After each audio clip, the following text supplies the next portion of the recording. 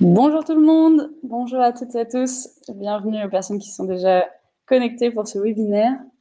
On va commencer dans 1 ou 2 minutes, le temps de laisser les personnes suivantes arriver, mais je vois qu'on est déjà nombreux, déjà 33 personnes connectées, donc merci d'être si ponctuels.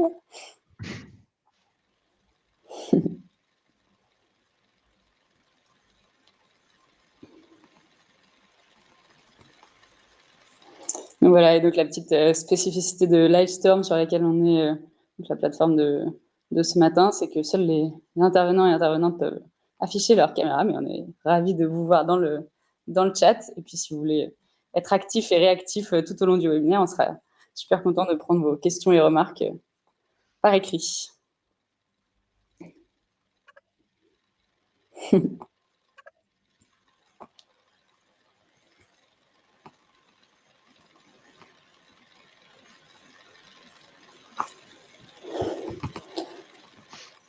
Donc voilà, bonjour tout le monde, merci aux personnes qui sont en train de se connecter ou viennent de se connecter. Comme je disais, on va commencer dans 1 ou 2 minutes, mais il y a déjà pas mal de monde présent. Donc c'est super, ça s'annonce être un bon webinaire. Ah, ça se remplit vite. Hein.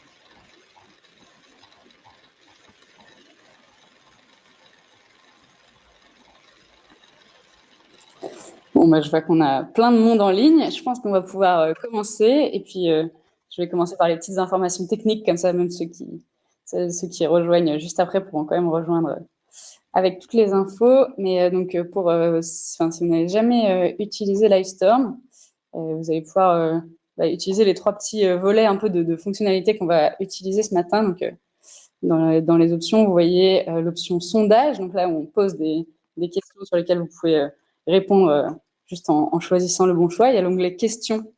Et questions, c'est là pour nous poser des questions à nous. Donc, n'hésitez pas vraiment à poser toutes vos questions ici. Et puis, Léa les traitera et les posera au moment où on fait des petits entractes pour poser des questions au fur et à mesure du contenu. Donc, utilisez à profusion cet onglet, ce sera parfait.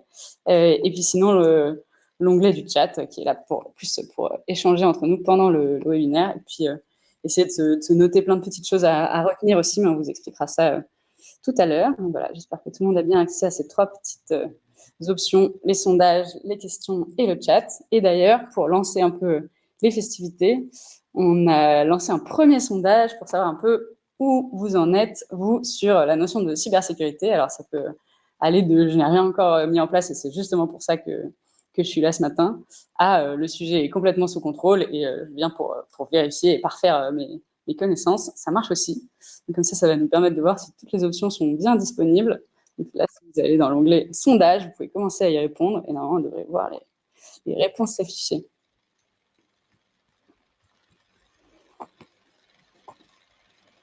Mais si on ne voit pas de réponse, c'est peut-être que ça ne fonctionne pas.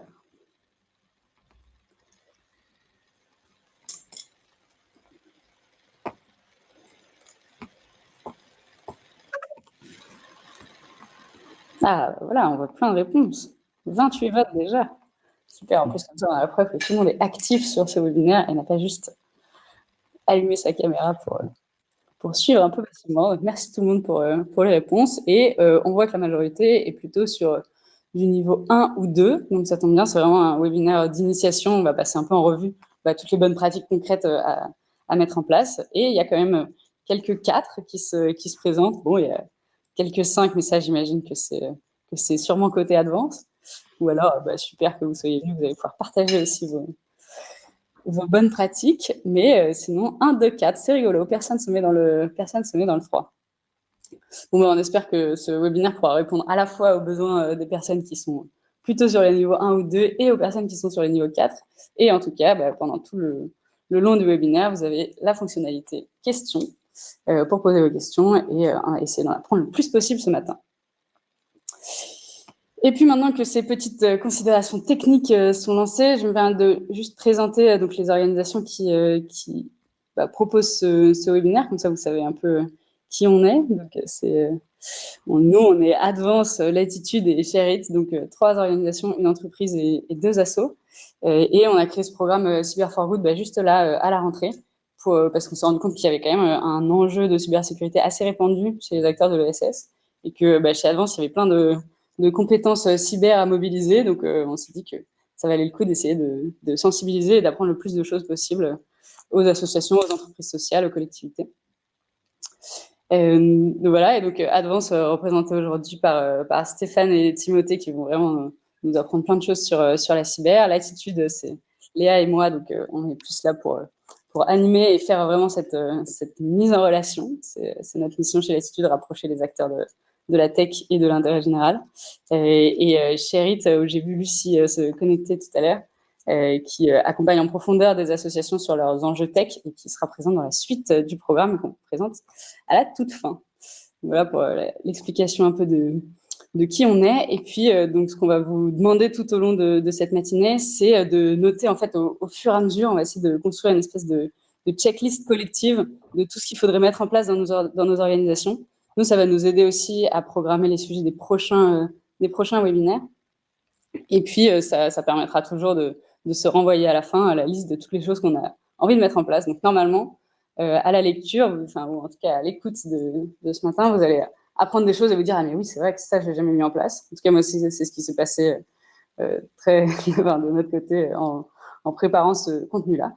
Et donc, dès que vous pensez à des choses à mettre en place, on vous propose de les écrire directement dans le chat, un peu comme un pense-bête collectif, pour savoir ensuite ce que collectivement on va mettre en place à l'issue de cette matinée. Donc voilà, si c'est clair pour tout le monde, je vais laisser la parole aux stars de ce matin, ceux qui vont tout nous apprendre, Timothée et Stéphane. Et puis, je crois qu'ils vont commencer par quelques actus sur pourquoi c'est important, en fait, la cybersécurité.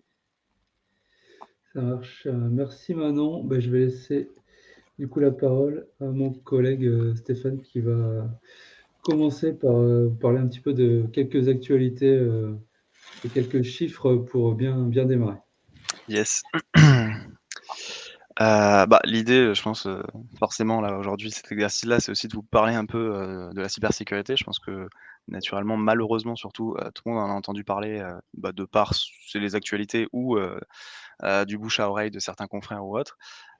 C'est plus trop un scoop, hein, effectivement, la cybersécurité, aujourd'hui, elle touche tout le monde. On a surtout une augmentation assez violente, en tout cas depuis certaines années, surtout d'un point assez culminant dont on parlera tout à l'heure. Évidemment, c'est un enjeu majeur qui est de plus en plus important avec les années à venir et surtout, sur le fait qu'on est naturellement dans un monde de plus en plus connecté. Donc de par ce biais-là, on a forcément des menaces qui arrivent de plus en plus. Donc naturellement, on ouvre des portes, donc à ce moment-là, on a des menaces qui commencent à être de plus en plus accessibles, puisqu'on a aussi ce côté où la technologie, est de plus en plus accessible avec les années. Si on compare il y a 20 ans, on n'était clairement pas au même niveau, aux mêmes moyens qu'on a aujourd'hui. De la même manière, malheureusement, les attaquants ont aussi cette facilité. On a presque l'équivalent d'aller regarder un peu sur YouTube très rapidement, de voir comment on peut, quels moyens on a pour attaquer, même si on n'a aucune connaissance en informatique. On a la même analogie dans notre quotidien aujourd'hui. Si on a un problème sur notre voiture, on peut aller très rapidement voir sur YouTube peut-être comment réparer cette voiture-là. C'est le même schéma malheureusement avec les attaquants. Donc c'est un peu ce qui explique cette augmentation qui est de jour en jour et d'année en année. Et ensuite, c'est le fait, donc on rentre un peu plus sur le sujet, c'est le fait que malheureusement aujourd'hui personne n'est épargné. Donc il y a une explication aussi à ça, hein. C'est pas particulièrement que tout le monde est ciblé bien spécifiquement, même une toute petite organisation. C'est plus le fait qu'aujourd'hui il y a une nuisance quotidienne, il y a des attaques un peu automatiques, qui aujourd'hui tout ce qui est exposé sur internet malheureusement est concerné, et c'est un peu lié aussi à cet engouement-là que malheureusement tout le monde est touché. Pour parler un peu plus de chiffres, pour avoir un peu plus une vision, Clairement, comme j'ai pu expliquer, la cybersécurité n'est plus du tout une option, dans le sens où, tout le monde est concerné par cette nuisance quotidienne, comme je l'ai expliqué. Là, on voit qu'en 2021, on a un certain nombre très élevé, hein, de données personnelles, d'exfiltration de données, qui ont pu être réalisées sur la majorité de tout type de secteurs d'activité. De la même manière sur les ransomware, ça s'explique quand même sur une valeur, qui est assez, logique, c'est, si on prend en compte la situation, qu'on a malheureusement tous vécue, c'est au niveau du Covid. Tout simplement, on a eu une explosion d'attaques surtout, tentatives en tout cas d'attaques, liées à ce contexte de Covid. Pourquoi? Parce qu'en général, ça reste la meilleure opportunité pour des attaquants quand il y a une situation, on est face à l'inconnu, à du stress, à une crise, à une urgence. C'est un peu ce qui s'est passé avec notre gouvernement aussi, hein, c'est vraiment la situation de crise et on est tous face à l'inconnu à cette situation-là, donc ça a été, l'occasion parfaite, hein, pour ces attaquants-là, d'essayer un peu de briser notre confiance. Typiquement, il y a énormément de secteurs au niveau, de tout autre type d'organisation et ça a été surtout les services administratifs qui ont été touchés. Pourquoi? Parce je pense que toutes les organisations ont été un peu, imbriquées dans des nouveaux processus de mise en œuvre par rapport à cet état de Covid au niveau de la santé et autres et on a eu, beaucoup d'opportunités pour ces personnes-là pour essayer de nous dire, voilà: «Regardez le nouveau processus à mettre en place». Je pense que même à titre personnel, vous avez peut-être dû recevoir, des SMS, disant, «Voilà, un nouveau créneau, sur la sécurité sociale est disponible». Tout le monde a vraiment été touché par ce sujet-là et c'est ce qui, en fait, a généré plein de petites portes ouvertes par-ci par-là. Et justement, l'année suivante, toutes ces portes ouvertes ont été un peu utilisées. C'est ce qui explique, en fait, cette explosion encore plus, sur l'année en question et malheureusement, ça ne cesse d'augmenter. Même si on garde l'optimisme que, depuis cette explosion-là, il y a beaucoup de choses qui ont été mises en place, notamment, la goutte d'eau que la France a sentie, sur l'hôpital de Dax l'année dernière en début d'année. Je pense que tout le monde en a entendu plus ou moins parler, où il y a eu des dossiers patients qui ont été exfiltrés et qui ont été directement, mis à disposition sur internet. Ça a été la goutte d'eau, hein, c'était loin d'être malheureusement le premier hôpital qui a été touché, mais ça a été la goutte d'eau en tout cas de notre gouvernement pour intégrer un financement au niveau de la cybersécurité sur les plans France Relance. Aujourd'hui, toutes les collectivités et les hôpitaux sont accompagnés aussi bien financièrement qu'au niveau en termes d'accompagnement technique pour justement augmenter leur niveau de maturité en sécurité et c'est ce qui génère aussi que, voilà, aujourd'hui tout le monde œuvre à ce niveau-là. Clairement tout le monde est concerné et c'est pour ça que je pense en étant optimiste et on est tous sur cette réflexion-là, que dans 3 ans possiblement, on va peut-être réussir à réduire et à freiner, ces chiffres qui n'arrêtent d'augmenter. Parce que dans 3 ans, tout le monde, hein, on le voit sur le sondage, tout le monde a un peu, mis, cette main à la pâte sur ces démarches de sécurité. Ensuite, on peut continuer justement, c'est plus pour vous faire relier le contexte de cette présentation. Voilà, on est malheureusement, même tout le monde est touché comme j'ai pu l'expliquer tout à l'heure, donc ça part forcément du départ où, il suffit qu'il y ait une porte ouverte et qu'il soit vendu, donc un accès qui a été récupéré, qui est vendu et qui est utilisé après par des groupes de cybercriminels et ça arrivait plus d'une fois, hein. On le voit là assez récemment, sur une association justement, d'aide aux personnes, et qui ont été directement touchées et ils se sont retrouvés en fait avec, aucune vision sur leur planning, sur les personnes qui devaient aider, sur, les différents suivis qu'ils avaient. Donc, ils avaient littéralement en fait à se retrouver, dans le noir, pour reprendre ces aides à domicile. On a la Croix-Rouge aussi, qui est pas forcément, en tant que telle, une association qu'on a envie de toucher de par ses actions, mais qui reste quand même, malheureusement concernée, où là, on arrive sur des sujets, on peut voir sur la suite, sur des sujets qui malheureusement arrivent de plus en plus, des attaques étatiques. Heu, on peut passer à la suite du coup, c'est justement, ça va rejoindre un peu ces actualités-là où on le voit surtout, en Ukraine, avec ce qui se passe en ce moment. Ça a toujours plus ou moins existé de manière très discrète entre l'espionnage, entre les différents pays. Mais là, ça prend une ampleur un peu plus, voilà, un peu plus grande et de plus en plus enfin, de moins en moins discrète, on va dire, par rapport aux conséquences qu'il y a et on voit que, voilà, on a des fois aussi certains États qui se permettent aussi d'interagir avec cette cybercriminalité et du coup, on a vraiment un élément où tout le monde est concerné et y compris les associations, de par, leur activité, pour l'avancement et l'évolution de notre pays sur toutes les possibilités. Donc comme pour résumer, comme j'ai pu dire tout à l'heure, chacun peut être une cible. Je pense que je l'ai assez expliqué tout à l'heure. C'est vraiment l'esprit que, à partir du moment où une porte ouverte, est récupérée, donc un accès, hein, aussi bien identifiant un mot de passe ou même une adresse mail parfois, hem, on a directement en fait des accès, hein, qui se vendent malheureusement et des accès qui sont utilisés. Donc, on en parlera après pour les moyens pour un peu éviter, les conséquences de ces accès partagés. Mais, aujourd'hui, il y a plus vraiment de côté, c'est une entreprise influente ou une association influente, donc on va la viser particulièrement. Il y a un peu cette nuisance quotidienne dont j'ai parlé tout à l'heure qui génère un peu ce côté où tout le monde est concerné, même si elle est pas forcément ciblée au démarrage, parce que c'est sur des millions et des millions de manière automatique, sur tout ce qui est exposé sur internet et ça génère un peu ce côté où, une fois que les données sont récupérées, là, il y a l'attaquant qui va un peu regarder où est-ce qu'il a mis les pieds et surtout, quel type de données il a à sa disposition. Parce que malheureusement une donnée, financièrement a une valeur pour ces attaquants-là et c'est bien pour ça généralement ils viennent, avoir, directement récupéré ces données-là et justement quand on parle de données, on parle surtout, de ces vols de données, donc c'est, un peu une diapositive qui risque un peu de d'étonner. Hem on on dit souvent, sur tous les sites qu'on a pu utiliser, hein, au cours de notre vie, sur tous les services qu'on se connecte, hein, parce que malheureusement on utilise de plus en plus de services, comme je dis, tout le monde est connecté. Faut pas oublier que, à un moment ou à un autre, historiquement sur un site web qui est mis en ligne ou autre, donc je parle de Facebook, mais de réseaux sociaux ou tout autre type de service, à un moment malheureusement, à un moment ou à un autre, il y a eu possiblement une faille, une vulnérabilité, sur ce site-là, qui a permis une exfiltration de données, partielle ou complète.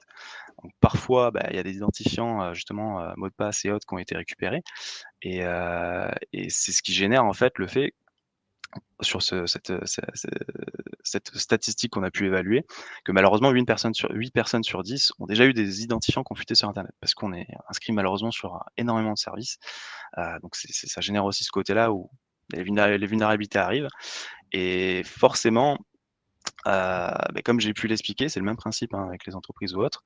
À partir du moment où vous avez un accès qui est malheureusement dérobé, sans généralement que vous n'en ayez connaissance, cet accès est vendu et possiblement utilisé, mais pas forcément sous la seconde, sous la semaine ou les prochains mois.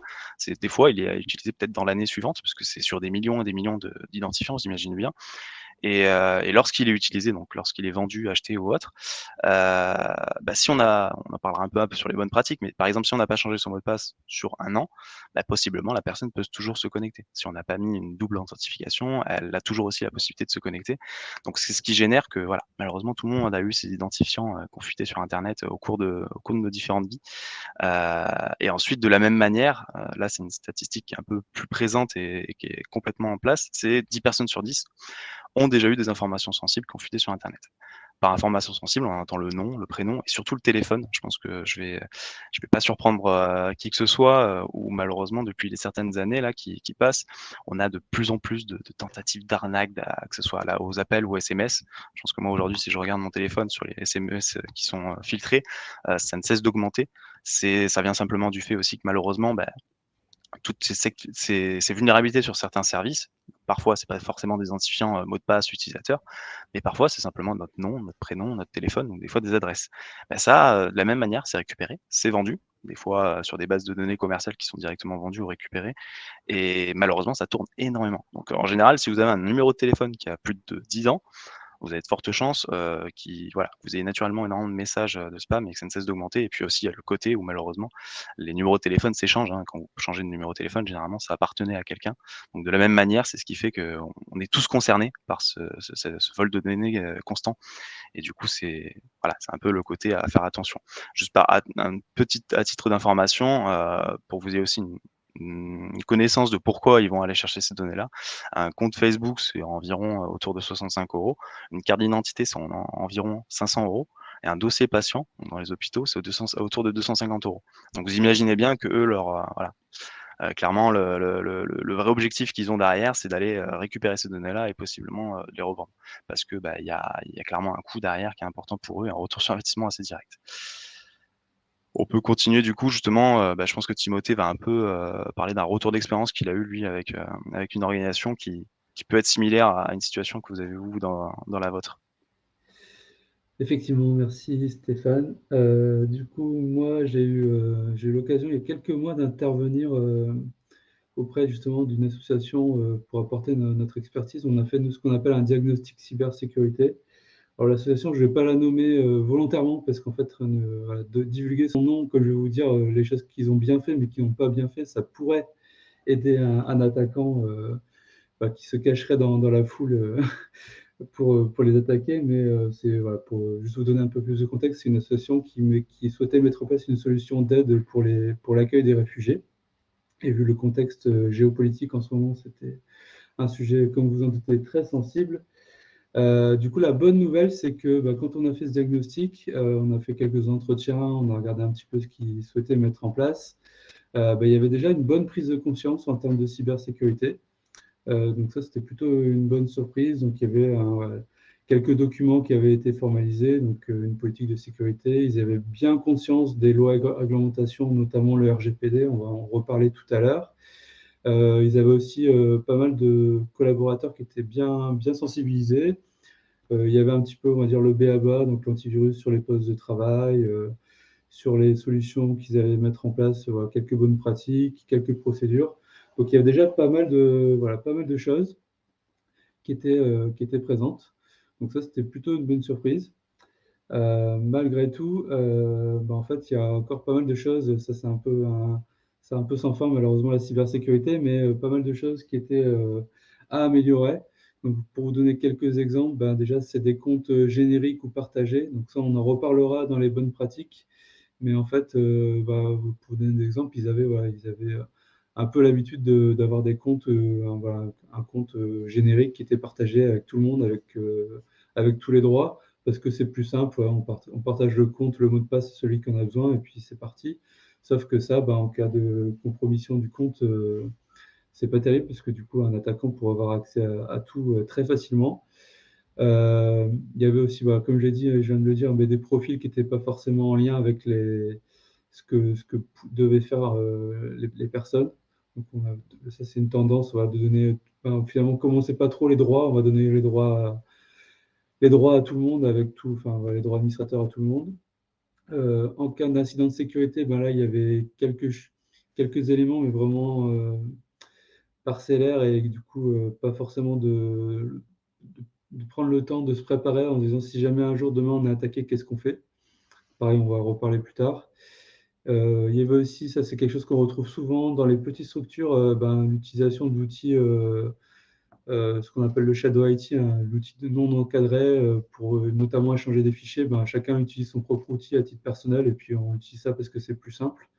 Ça peut aussi engendrer comme le disait Stéphane, des portes ouvertes en termes de trous de sécurité.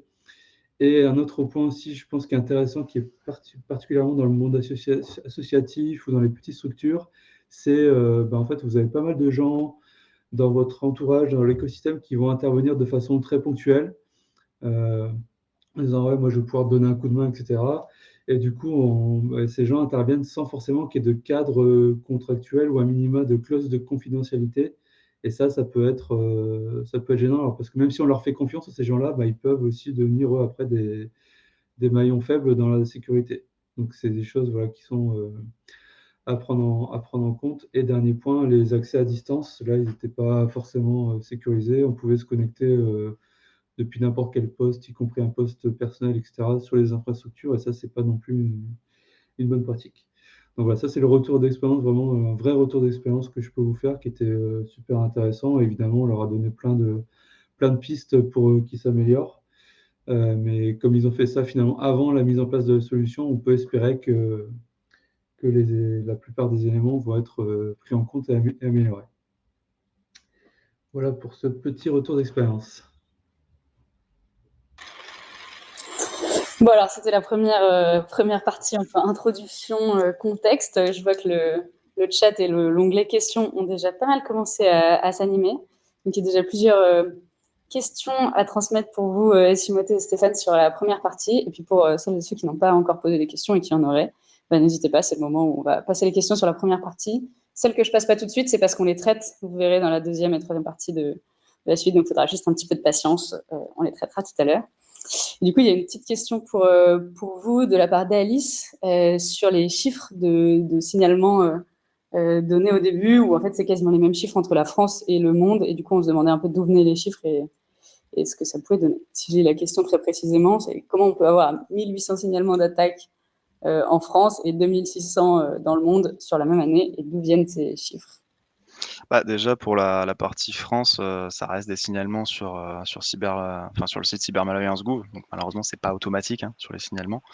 Donc c'est déjà ça montre aussi cet écart-là et de la même manière, sur le monde, c'est un rapport de sécurité d'une entreprise. Donc je pense je sais pas si ça a été communiqué, mais à la fin de ce webinaire, il y aura effectivement le support qui sera échangé avec les sources et on a bien, de toute manière, ça reste littéralement 10 parce que ça reste ce qui est en fait, signalé en tant que tel. Il y a beaucoup d'organisations malheureusement qui passent certains sous silence, qui n'arrivent pas à s'en sortir et ensuite de la même manière, c'est pas forcément enregistré sur le cas de l'urgence. On en parlera après sur les situations de crise, qu'est-ce qu'il faut ne pas oublier de faire. Donc, c'est surtout lié en fait au signalement en tant que tel, et c'est plus une donnée d'échange là-dessus. Je sais pas si j'ai répondu. Je dois regarder le chat. On t'entend plus maintenant. Ah bon? Allô?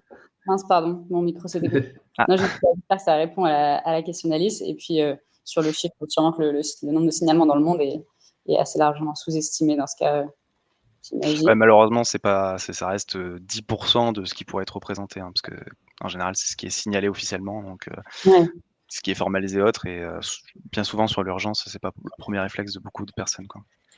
je vois. Et puis, on a une autre question un peu de contexte pour savoir s'il y a plus ou moins de risques de cyberattaque pour des sites qui sont créés en no-code plutôt qu'en code en dur. Est-ce que vous avez des infos là-dessus? Bon, on l'évoquera tout à l'heure, la partie sécurisation des sites, mais c'est compliqué de répondre. En fait, les sites no-code, l'avantage, c'est que vous partez sur une base qui est quand même, qu'on peut considérer qu'elle est un minimum sécurisée. Comme on ne part pas de zéro, il y a quand même un socle de sécurité qui est intéressant. Après, ça n'empêche pas que, comme toutes les solutions aujourd'hui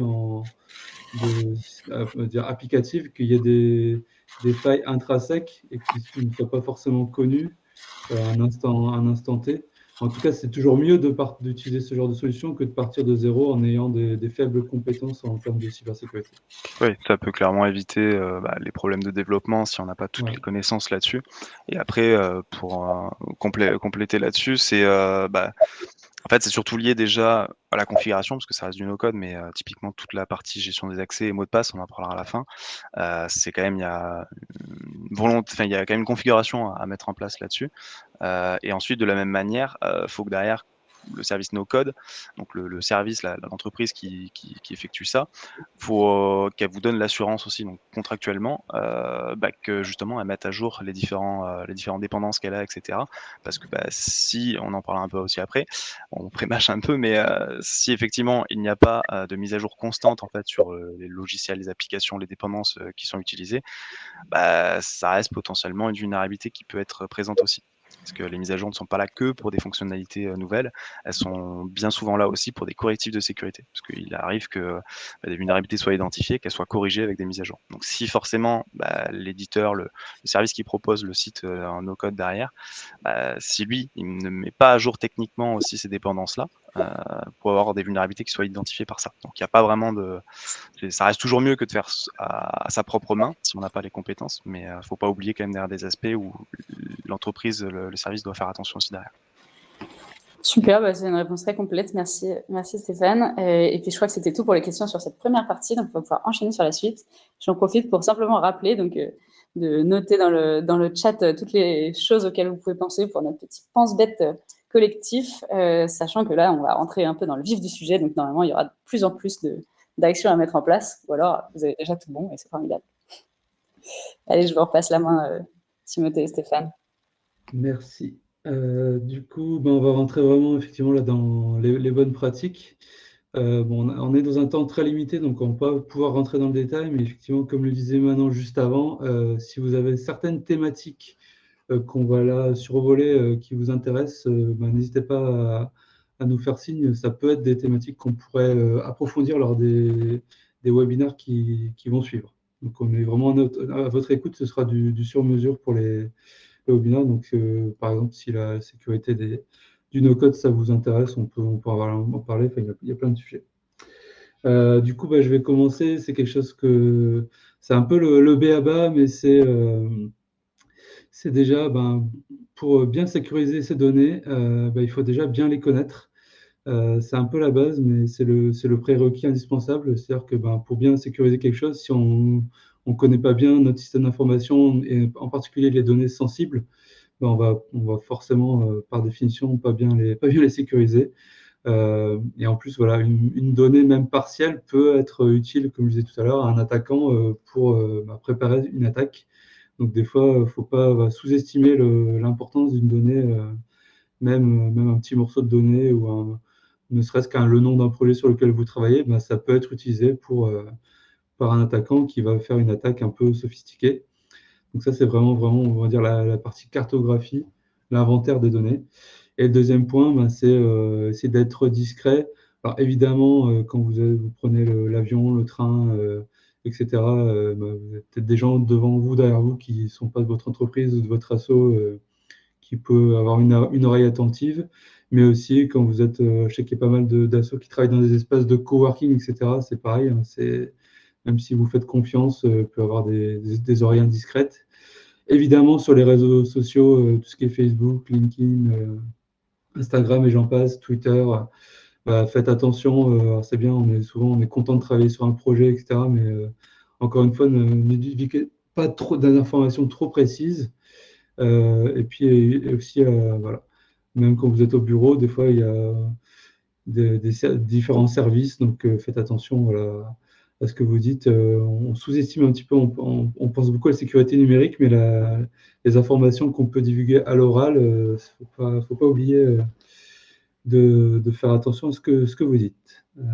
Je me permets de compléter en plus Timothée, justement, par rapport aux réseaux sociaux. Excuse-moi, on revient juste avant. C'est, justement, bon, je sais qu'on a de moins en moins, le fait de poster, des éléments sensibles sur Facebook, Instagram ou autre, mais j'ai mis LinkedIn volontairement aussi parce que, c'est normal, c'est un réseau social professionnel, donc il est normal de parler aussi de son entreprise, de ses activités. Mais il faut savoir que voilà, LinkedIn est extrêmement surveillé aussi par les attaquants pour aller dérober un peu des informations et ça facilite l'usurpation d'identité derrière s'ils ont des éléments de contexte. Donc très attention aussi, à vos communications sur LinkedIn, sur vos posts ou autres. Voilà, c'est la parenthèse. Ensuite, justement, si une fois qu'on connaît ces données, le but c'est lorsqu'on les partage, hein, pour un projet en interne ou même à l'extérieur, typiquement, il faut faire attention à qui accède à ces données-là. Donc, je sais qu'on a tendance à pas s'embêter généralement aussi à donner un accès sur un dossier. C'est juste de se poser la question une fois qu'on a identifié ces données sensibles, ou ces documents, hein, sensibles, hein, c'est données, et au sens large, c'est de définir, voilà, est-ce que cette personne-là, va rester longtemps sur le projet? Si oui ou non? Pourquoi on parle de temporalité? C'est important de mettre vraiment une donnée de temporalité lorsque vous donnez un accès. Typiquement, lorsque vous avez un projet, il est intéressant, hein, généralement, vous savez à peu près, jusqu'à où ou quand il va se terminer. Mais aussi sur les accès extérieurs, c'est super important. Des fois, ça peut arriver, hein, sur des contextes de partenaires ou autres, qu'on donne accès à un fichier. C'est hyper important de donner un accès limité et temporaire à ce fichier-là parce que, ça peut arriver justement qu'on ait beaucoup, beaucoup de fichiers, avec qui on partage et même historiquement, au fur et à mesure de notre activité. Ça reste important de mettre cette valeur de temps parce qu'au moins avec cette valeur de temps, ça vous assure que ce document-là ne soit plus accessible, quoi qu'il arrive. Et si vraiment un jour, votre partenaire ou la personne avec qui vous travaillez a besoin de revenir sur ce document-là, vous lui redonnez l'accès. Ça permet en tout cas, voilà, d'éviter de se mettre, de faire un inventaire littéralement de ces différents accès, ce qui peut être fastidieux parfois. Si on prend dès le début de ce réflexe de mettre une donnée de temps, déjà ça évite beaucoup de sujets, et de mésaventures sur des possibles accès fantômes qu'on a oubliés. Et de la même manière en interne, lorsqu'on a des projets, c'est assez dynamique, hein, le cycle de vie d'un projet. Si on a, forcément quelqu'un qui part d'un projet ou même un stagiaire, un alternant ou quoi que ce soit, ou quelqu'un qui part sur un autre projet, pas hésiter aussi à penser à bien supprimer son accès parce que c'est pour éviter qu'il ait accès à des données, qu'il n'a pas forcément besoin de connaître ou d'avoir accès en tout cas. On peut continuer. Hop. Et du coup, pour faire le lien avec ça, un point qui est souvent constaté, c'est quand on envoie des données, en particulier par mail, à un partenaire, quelqu'un, un prestataire, un interne. Le mail en tant que tel, le mail pur et simple, enfin, il faut bien savoir que c'est pas très sécurisé. Du coup, une bonne pratique, c'est c'est l'utilisation finalement de solutions de sécurisation, de chiffrement du mail. Donc, il y a plein de petits utilitaires qui existent. Vous pouvez même faire ça avec un zip, avec un mot de passe. Ouais, il y a une solution qui est labellisée par l'ANSSI qui s'appelle Z. En tout cas, voilà, c'est aussi un réflexe à prendre. Donc, concrètement, très simplement, vous utilisez ces utilitaires pour créer une archive, enfin un fichier sécurisé avec un mot de passe. Et ce mot de passe, évidemment, enfin je dis ça, ça paraît évident, mais vous ne l'envoyez pas dans le même mail que vous mettez la pièce jointe, mais vous l'envoyez par un autre canal qui peut être un SMS, c'est souvent le plus pratique, ou un message Teams, ou même un appel. Ou alors dans le cadre d'un projet, vous pouvez définir un mot de passe qui va être utilisé le temps du projet, qui est connu que par les personnes. Enfin, il y a plein de façons de faire. Mais ça, on envoie, c'est vraiment quelque chose qu'on constate très très souvent, l'envoi de documents par mail qui peuvent contenir des données sensibles, des données personnelles, etc. Et voilà, un mail basique, c'est vraiment pas sécurisé, donc c'est un réflexe vraiment à avoir. Et ça rejoint la partie cartographie. Pour faire ça, il faut déjà savoir, dans toutes les données que je vais manipuler, quelles sont les données qui sont sensibles et qui doivent être justement sécurisées par ce biais. Et d'ailleurs, justement, si on envoie le mot de passe par Teams ou toute autre messagerie instantanée, bien penser à le supprimer aussi. Parce que le principe, c'est justement, d'éviter de laisser de traces si on a une intrusion qui est très, très élevée en termes de privilèges et autres, donc une vision très, très large, bah, ça évite que la personne puisse récupérer ce mot de passe qui avait été envoyé, X temps. Hop, ensuite, sur la partie, bah, justement pour compléter ce que je disais tout à l'heure, sur le fait de donner accès à différents documents, différentes données. On parle souvent en informatique, c'est un pense bête, hein, sur cette phrase-là, on parlait même, sur les domaines militaires, c'est le besoin d'en connaître. Au-delà de la simple curiosité, hein, que parfois certains on peut avoir, faut juste simplement avoir, l'utilité de se dire: «Bah, est-ce que j'ai besoin de connaître, cette information-là ou pas?» Et de la même manière, hein, pour la personne qui donne l'accès, est-ce qu'elle a besoin de connaître cette information-là? Est-ce que c'est utile pour son activité? Pourquoi? Parce que, bah, déjà, si aujourd'hui quelqu'un, a réussi à faire une intrusion au sein de votre système et accès à votre compte, possiblement votre poste aussi, ça veut dire que d'une certaine manière, si vous avez des accès non nécessaires, mais que par curiosité ou que même par oubli, vous aviez, bah, d'une certaine manière, vous faites un tapis rouge, hein, à cet attaquant qui lui a réussi à rentrer et lui, il accède à beaucoup plus d'informations qu'il aurait peut-être dû pas avoir si, justement, bah, les cycles, de différents projets ou les accès, auraient pu être, corrigés. Le but, c'est vraiment d'éviter lorsqu'il y a un attaquant, de lui laisser la possibilité d'aller un peu où il veut, d'accéder à plein de choses, même des éléments où peut-être un utilisateur aurait pas dû avoir accès. Ensuite, c'est une règle qui est un peu, qui est sur le bon sens. Je sais que des fois ça peut arriver, en général, on le voit sur certains domaines peut-être industriels et autres. Un utilisateur égale un compte. C'est principalement sur le fait déjà de la traçabilité, hein. Forcément, s'il y a une intrusion, c'est plus facile d'identifier, qui est derrière cet utilisateur-là et en termes de compte et aussi, bah, pour avoir l'assurance que voilà, on puisse, réagir, en termes d'action, de correction ou d'intervention pour, ce compte-là spécifiquement. Donc faut pas oublier que ces règles-là dont je viens de parler, oui, elles s'appliquent forcément en interne, mais bien évidemment aussi en externe avec ses partenaires, prestataires, fournisseurs et cetera. C'est vraiment le même principe si, malheureusement, ça on en a pas la main en général, si un prestataire, ou un fournisseur ou même un partenaire a accès à quelque chose, on lui a donné un accès, justement non temporaire, je vais aller dans ce principe-là, ça veut dire que justement il accède à plusieurs choses. Donc faire attention aussi aux accès qu'on donne. En général, ce qu'on a tendance à conseiller, c'est d'éviter, ça peut arriver, hein, de donner un accès à un dossier directement, parce qu'on estime que bon, il a peut-être pas besoin de toutes les informations, mais au moins il y a toutes les informations qu'il peut avoir s'il pose des questions. Faire attention à ce côté-là, faire attention vraiment à bien viser le document en tant que tel à partager et pas le dossier. Voilà là-dessus. Ensuite on va parler justement des données personnelles.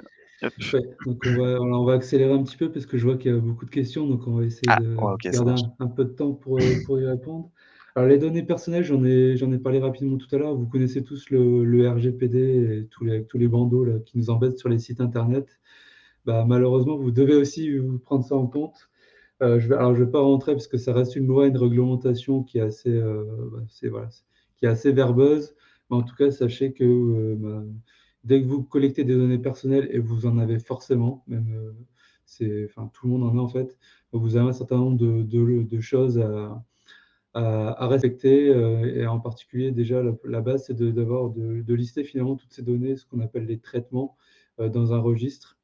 Et sachez que les utilisateurs dont vous collectez les données peuvent faire valoir leurs droits. Ils peuvent très bien vous contacter en disant bah, moi, je souhaite accéder déjà à mes données, peut-être même les supprimer, les modifier. Donc, ça peut être des process à mettre en place un peu compliqués.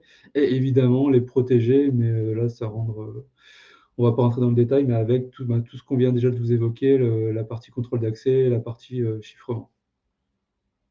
Donc, ouais, si besoin, si vous voulez plus de détails sur la RGPD, on pourra en parler pendant des heures, mais c'est un petit peu la base. Ensuite, bon, on y pense, on l'a au quotidien, c'est, au bureau, hein, comment un peu on sécurise en faisant attention.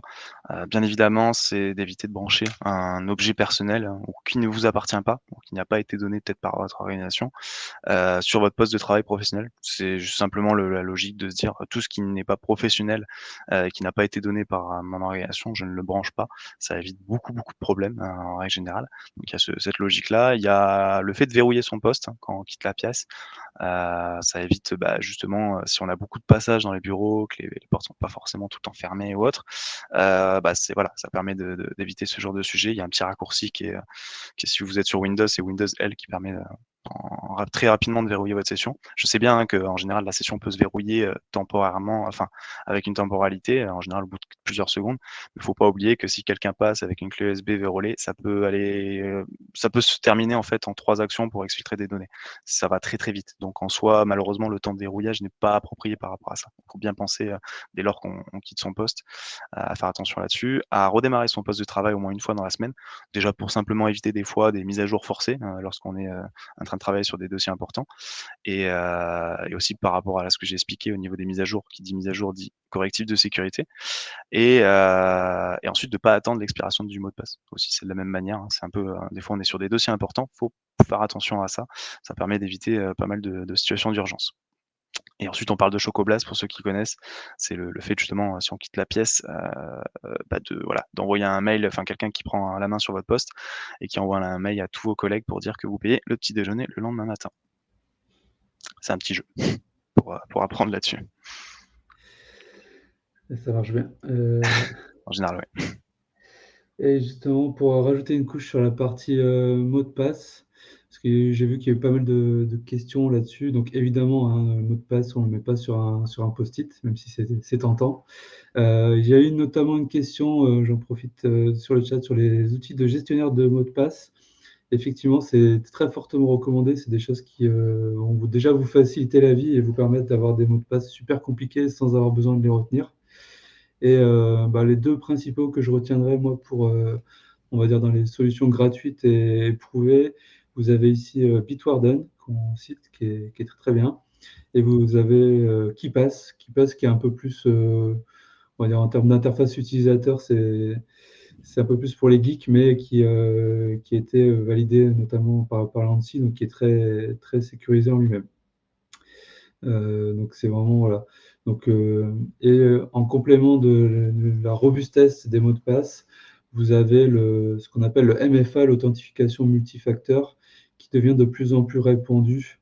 Ça consiste, en fait, vous connaissez, je pense, hein, vous rentrez votre mot de passe et en plus de ça, vous avez un code temporaire qui va être valable quelques minutes, qui va vous être envoyé soit par SMS, soit par une application, etc. Et ça, c'est vraiment très, très important puisque ça veut dire que même si votre mot de passe se fait compromettre, la personne ne pourra pas se connecter avec votre compte puisqu'elle aura cette deuxième couche de sécurité qui va venir l'en empêcher. Et aujourd'hui, vous avez beaucoup, beaucoup de solutions sur le marché, type Gmail, Office, Microsoft, etc., même Facebook, etc., qui proposent cette option.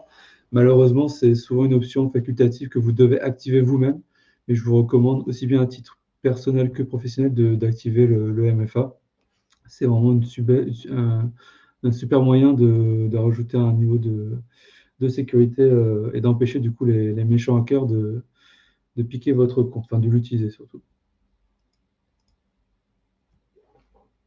Ensuite, on parle effectivement de la sécurité des sites web, ce qu'on a un peu pré-mâché tout à l'heure.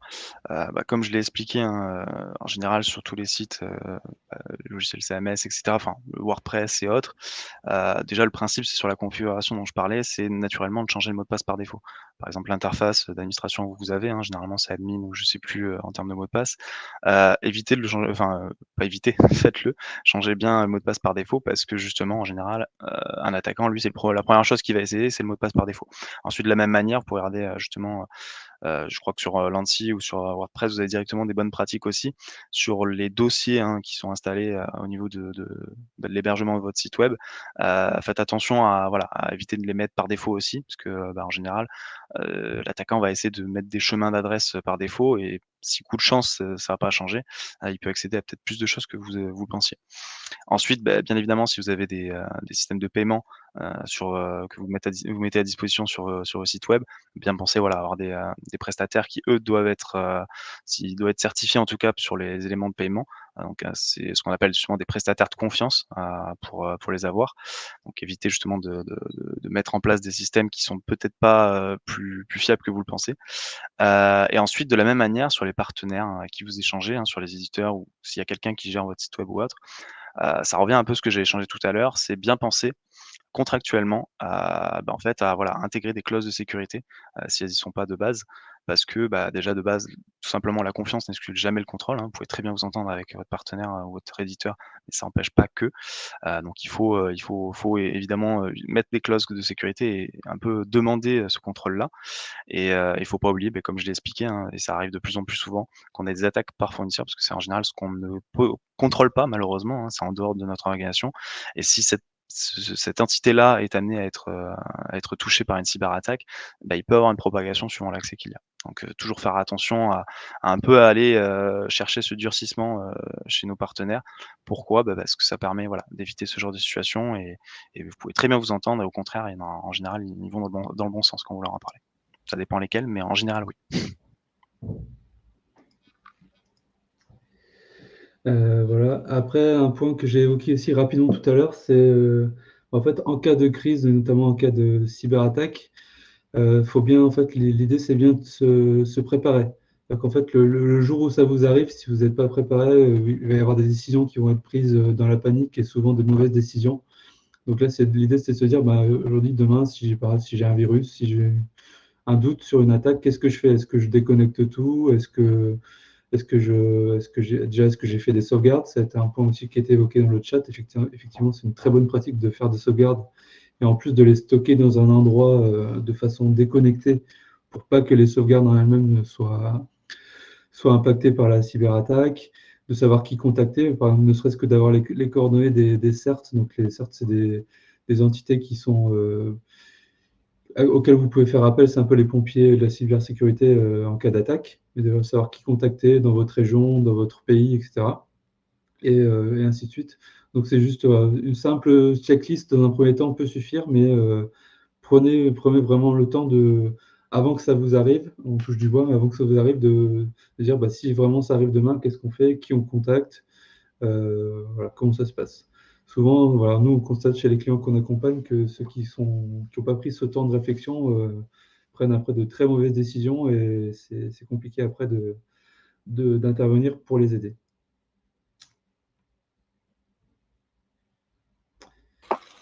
Voilà, on a terminé la deuxième partie, peut-être la plus technique, on va dire, du webinaire. Il reste une petite partie à la fin plutôt sur le facteur humain, comme on l'a appelé. Mais donc, ça va être l'occasion là de poser toutes les questions techniques qu'on a reçues pendant votre présentation, Timothée et Stéphane. Et puis, si vous avez encore des questions, vous pouvez continuer à les poser directement dans l'onglet questions. Et donc, on avait pas mal de questions sur gestionnaire de mots de passe et coffre-fort. Donc, vous y avez bien répondu. Il y avait quand même une petite question sur PassPack. Je ne sais pas si vous connaissez ou si vous validez, invalidez. Je connais pas de mon côté.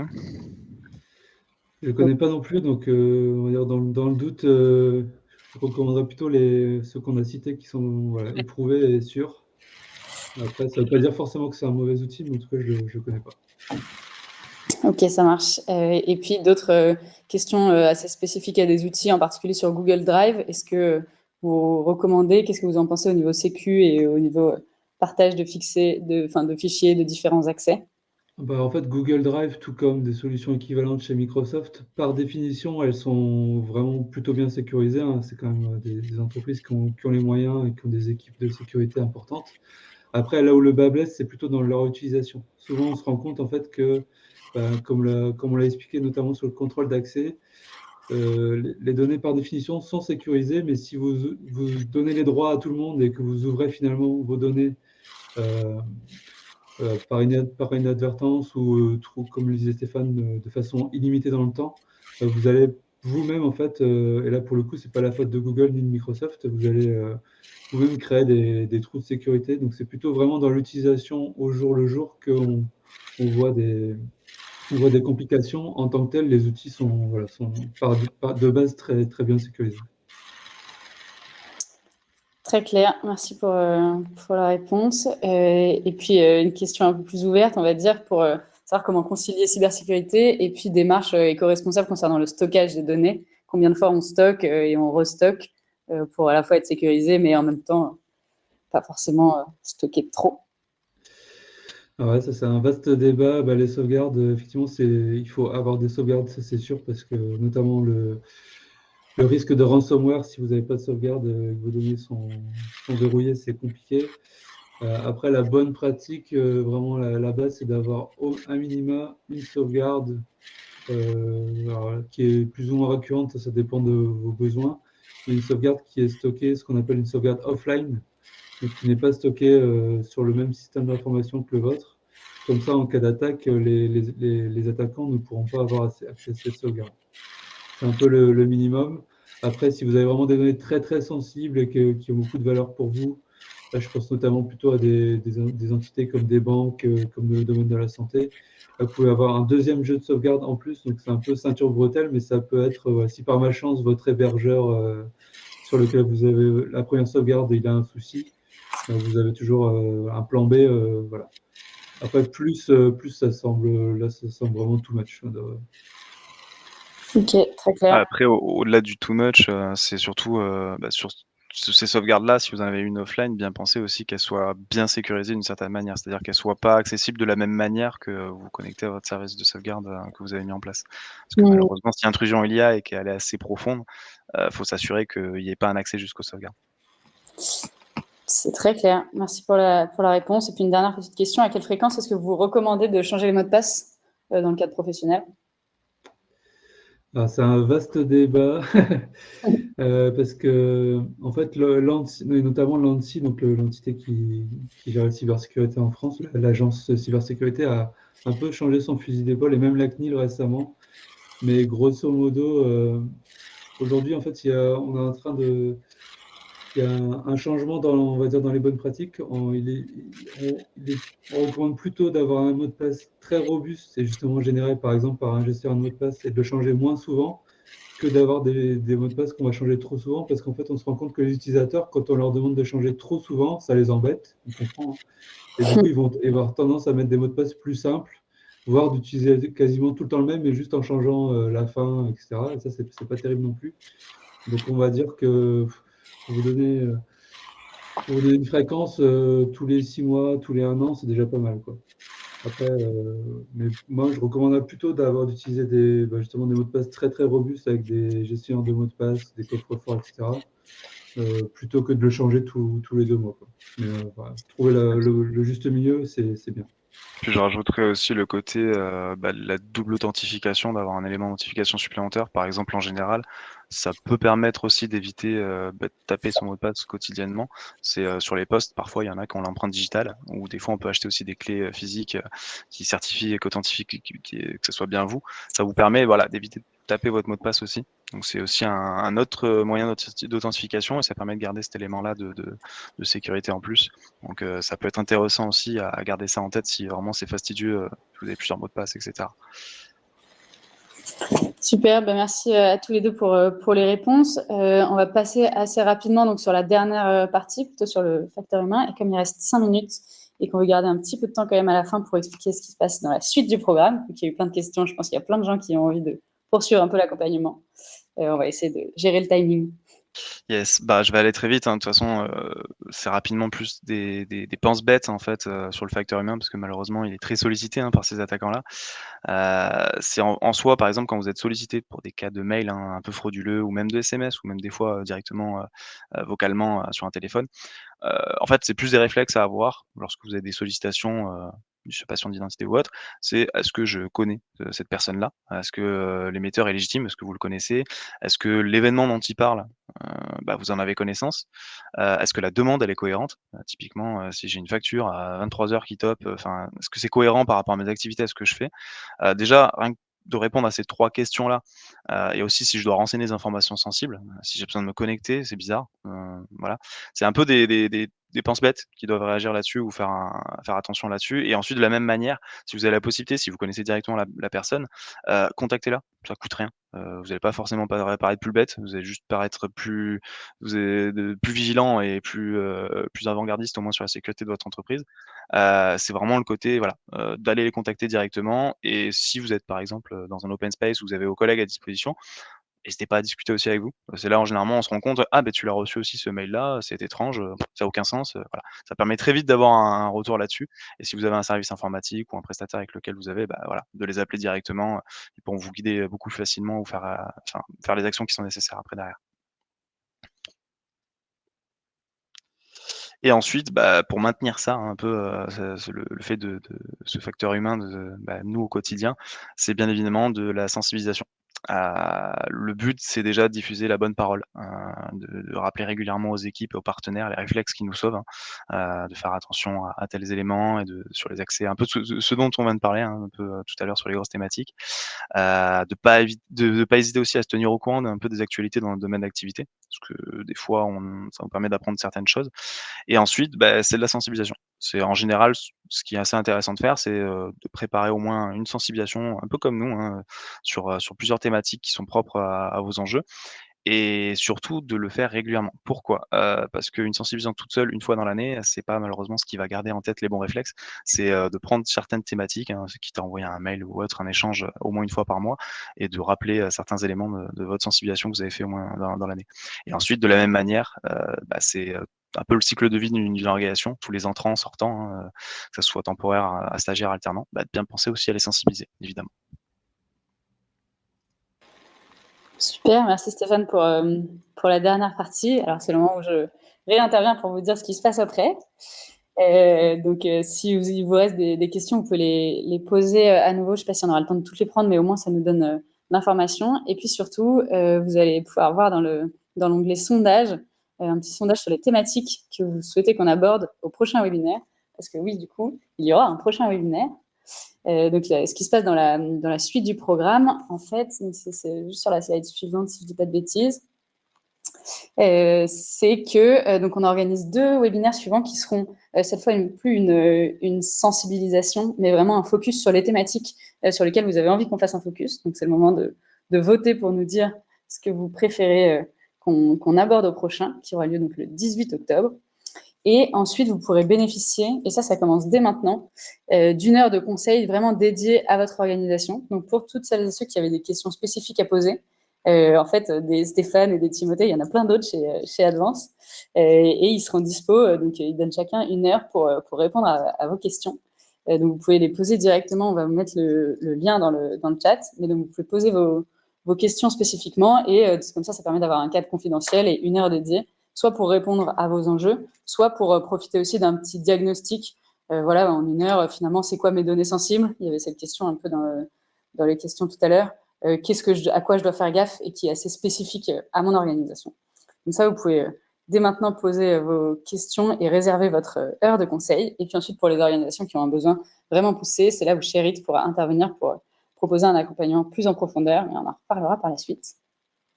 Voilà, là, 2 actions, soit vous inscrire au prochain webinaire, en votant d'ailleurs dans le sondage sur la thématique qui vous plaît le plus, Et puis, donc pareil, c'est la slide suivante, on a mis tous les petits liens.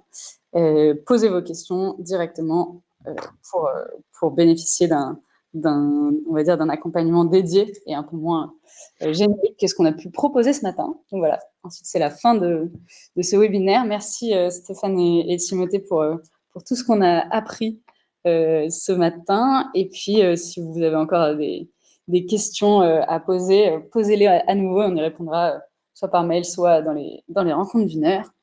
Et surtout, on vous retrouve au prochain webinaire. Et si ça vous a plu, vous pouvez aussi transmettre ce lien à d'autres personnes. C'est tout à fait possible de participer au prochain sans avoir forcément vécu l'initiation. Donc, j'espère que ça vous donnera envie d'inviter d'autres personnes au prochain webinaire. Merci à toutes et à tous. On reste un tout petit peu pour que vous ayez le temps de copier et coller les différents liens et de tout prendre en photo. Et sinon, de toute façon, on vous renvoie tout en début d'après-midi. Donc, c'est terminé pour ce webinaire et merci à toutes et à tous pour votre activité dans le chat. On a senti que ça vous intéressait, donc c'est super enthousiasmant pour nous d'avoir pu lancer ce programme et faire cette première intervention. On voit que ça sert à quelque chose. En tout cas, c'est l'impression qu'on en a. Merci tout le monde. Merci à tous. Un vrai plaisir en tout cas.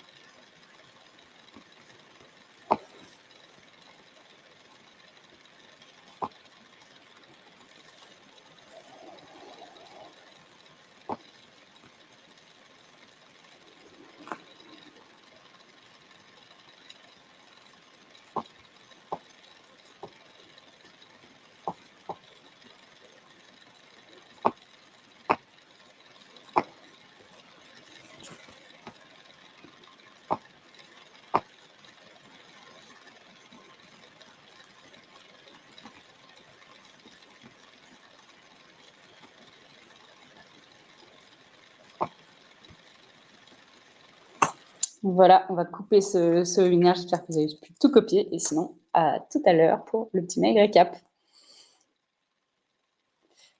Bonne journée à tous.